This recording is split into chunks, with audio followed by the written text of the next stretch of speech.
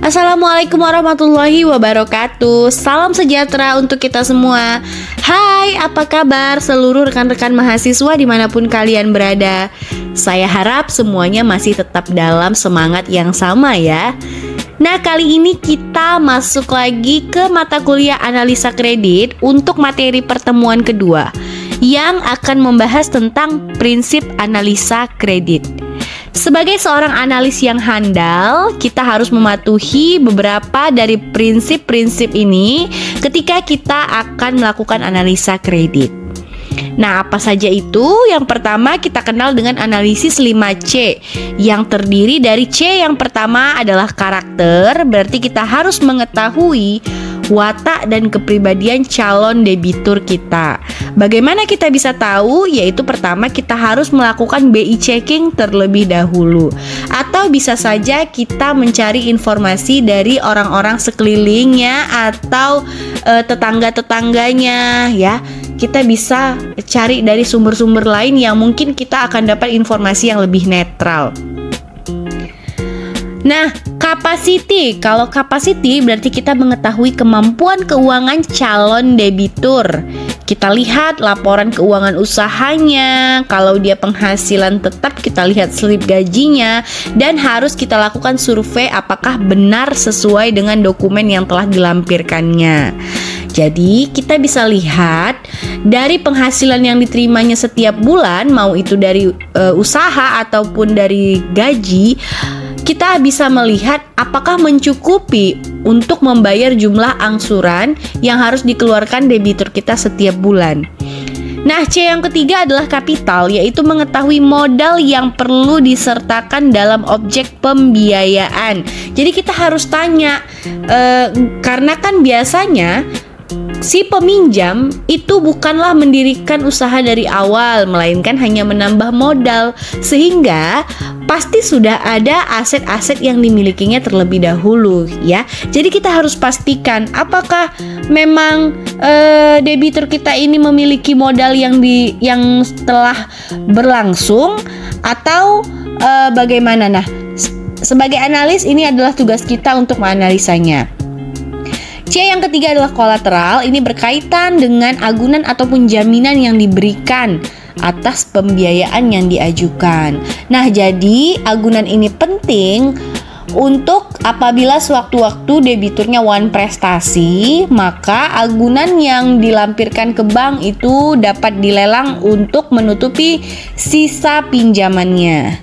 Nah, C yang kelima itu ada condition of economics, yaitu mempertimbangkan sektor usaha calon nasabah dan dikaitkan dengan kondisi ekonomi. Jadi kita harus bandingkan dengan industri-industri yang sejenisnya juga ya.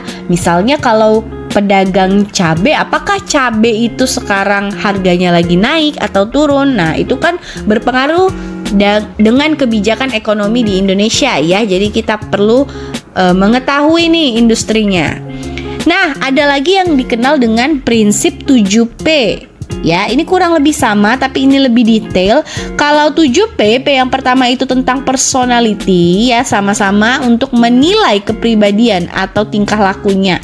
Mirip kalau yang di 5C tadi adalah karakter ya. Nah, lalu party mengklasifikasikan ke golongan tertentu berdasarkan modal, loyalitas, serta karakternya.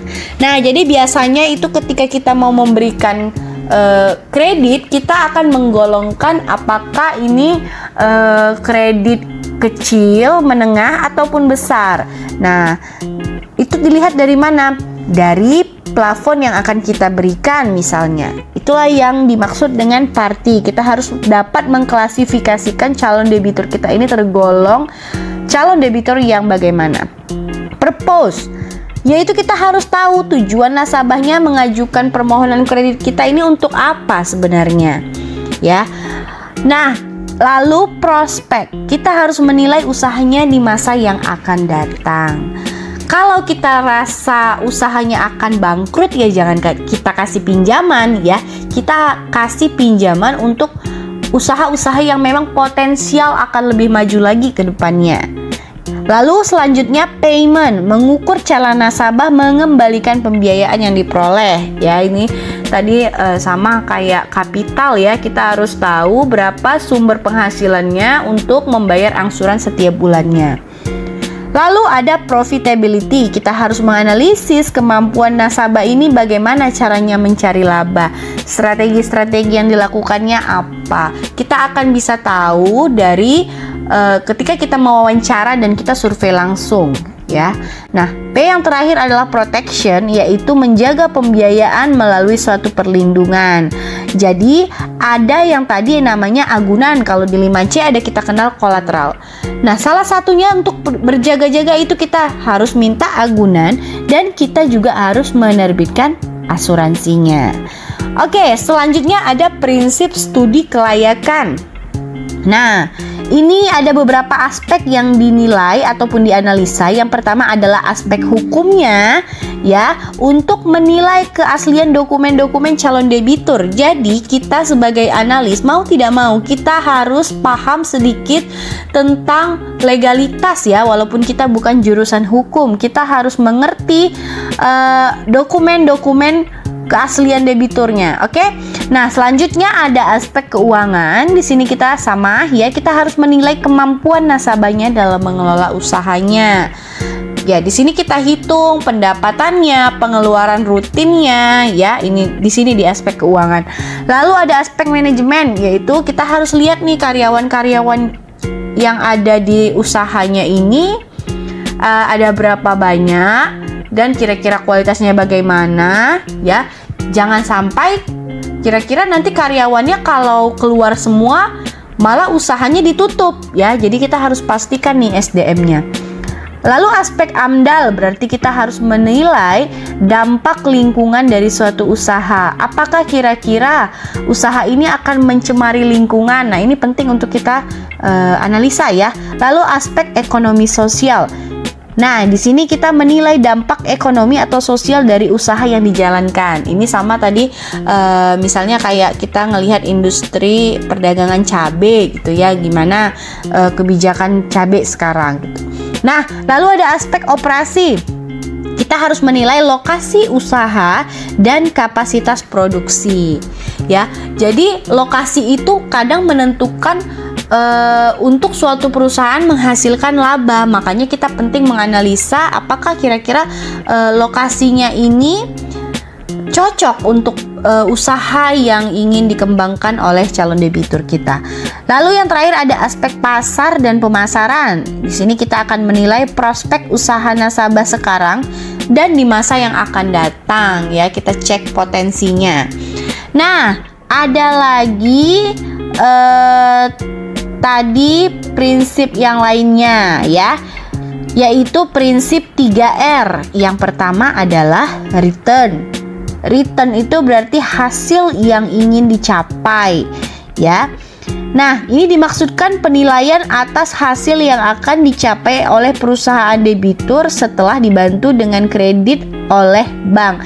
Di sini termasuklah tadi penilaian penghasilannya, penilaian pengeluaran rutinnya ya, kira-kira estimasi kita untuk laba dia kemudian apakah bisa nih menutupi angsurannya.